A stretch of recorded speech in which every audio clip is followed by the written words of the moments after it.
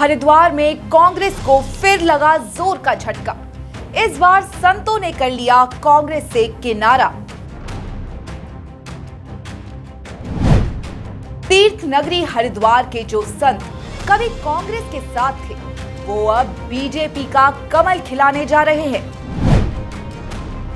धर्म नगरी में बीजेपी का सदस्यता अभियान, कई कांग्रेसी संतों को दिलाई गई बीजेपी की सदस्यता।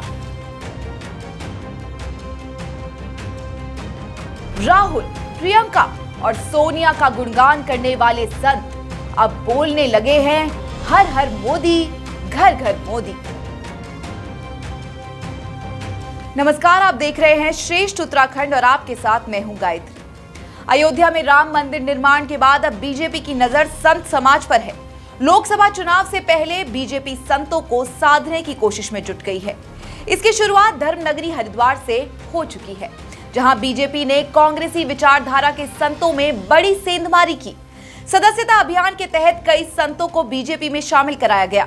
तो क्या अब बीजेपी संतों के दम पर देवभूमि में विजय ध्वज लहराने की तैयारी कर रही है? देखिए हमारी इस खास रिपोर्ट में। लोकसभा चुनाव के बीच उत्तराखंड में बीजेपी के सदस्यता अभियान ने कांग्रेस की कमर तोड़ कर रख दी है। कांग्रेस पहले झटके से उबर भी नहीं पाई थी कि संतों ने उसे दूसरा तगड़ा झटका दे दिया है। धर्मनगरी हरिद्वार में कांग्रेस एक बार फिर तिलमिला गई है। नेता तो नेता, अब साधु संत भी कांग्रेस का हाथ छोड़ने लगे हैं। इस बार लंबे समय से कांग्रेस की विचारधारा से जुड़े रहे संतों ने बीजेपी का दामन थाम लिया है। हरिद्वार में सदस्यता अभियान के तहत इन संतों को पार्टी में शामिल कराया गया। बीजेपी प्रदेश अध्यक्ष महेंद्र भट्ट ने कांग्रेस छोड़ पार्टी में आए नेताओं और संतों को टोल फ्री नंबर पर मिस कॉल करवाकर बीजेपी की सदस्यता दिलाई। इस मौके पर हरिद्वार लोकसभा सीट से भाजपा प्रत्याशी त्रिवेंद्र सिंह रावत भी मौजूद रहे। उन्होंने प्रधानमंत्री जी के कार्यों से प्रभावित होकर के, उनके व्यक्तित्व से प्रभावित होकर के और उनका जो भविष्य की सोच है उसको लेकर के, जिसको हम विजन कहते हैं, उसको लेकर के उन्होंने आज भारतीय जनता पार्टी की सदस्यता ग्रहण करने का निर्णय लिया। हरिद्वार को संतों का गढ़ कहा जाता है। यहाँ जिसे संत समाज का साथ मिलता है, उसकी जीत भी सुनिश्चित हो जाती है। बीजेपी ने इस बार कांग्रेस के संतों में सेंध लगा दी है। कई संत कांग्रेस छोड़कर बीजेपी के साथ आ गए हैं। इसके अलावा हरीश रावत के करीबी रहे कई नेताओं को भी बीजेपी में शामिल कर लिया गया है। कांग्रेस छोड़कर बीजेपी में शामिल होने वाले नेताओं में कांग्रेस सेवा दल के प्रदेश अध्यक्ष और पूर्व राज्य मंत्री राजेश रस्तोगी, हरीश रावत के पूर्व ओएसडी रहे पुरुषोत्तम शर्मा, पूर्व जिला पंचायत अध्यक्ष राजेंद्र चौधरी और चेतन ज्योति आश्रम के परमाध्यक्ष स्वामी ऋषिश्वरानंद का नाम शामिल है। इसके अलावा बड़ी संख्या में संत भी बीजेपी में शामिल हुए हैं। बीजेपी का दामन थामने वाले पुरुषोत्तम शर्मा ने कहा कि पार्टी की रीति और नीति से प्रभावित होकर वो बीजेपी ज्वाइन कर रहे हैं। मैं कांग्रेस का एक सामान्य कार्यकर्ता रहा हूँ और कांग्रेस के माध्यम से हमने समाज की सेवा करने का काम किया है, लेकिन पिछले कई दिनों से, कई वर्षों से कांग्रेस निष्क्रियता की ओर थी और हाईकमान द्वारा इधर ध्यान नहीं दिया गया। हम चूँकि एक सक्रिय कार्यकर्ता हैं, सक्रिय समाज सेवी हैं, तो हमने वर्तमान में हमारे साथियों ने फैसला लिया कि देश के प्रधानमंत्री मोदी जी, गृह मंत्री अमित शाह जी और प्रदेश में जो हमारा युवा नेतृत्व है धामी जी के नेतृत्व में हमने भारतीय जनता पार्टी की सदस्यता आज हम लोग ग्रहण करने जा रहे हैं। श्री चेतन ज्योति आश्रम के परमाध्यक्ष स्वामी ऋषिश्वरानंद महाराज ने बीजेपी में शामिल होने के बाद क्या कहा, ये भी आपको सुनाते हैं। जो हमारा ये देवभूमि भारत है, निश्चित रूप से यह एक हिंदू राष्ट्र की ओर बढ़ रहा है और आज माननीय प्रधानमंत्री मोदी जी निश्चित रूप से कुछ अवतारी अंश लेकर हुए हैं, जिससे देवभूमि उत्तराखंड के अंदर भारतीय संस्कृति का संरक्षण करना और एक वातावरण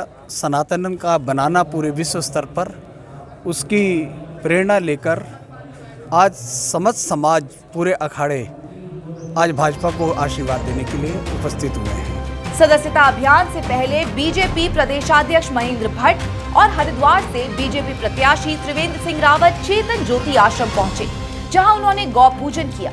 महेंद्र भट्ट ने पार्टी में शामिल होने वाले संतों और कार्यकर्ताओं का स्वागत करते हुए कहा कि पूरे देश में इस समय कांग्रेस में असंतोष है। साथ ही उन्होंने उत्तराखंड की 5 सीटों पर कमल खिलाकर जीत की हैट्रिक लगाने का दावा किया है। हम लोग अपने विकास कार्यों को आधार बना के आगे बढ़ रहे हैं और वही विकास कार्य भारतीय जनता पार्टी को इस बार हैट्रिक बनाने उत्तराखंड में हम जा रहे हैं। 5 लाख से अधिक मतों से एक लोकसभा में जीतेंगे। संतों के कांग्रेस के हाथ छोड़ने का सिलसिला यही नहीं रुकने वाला है।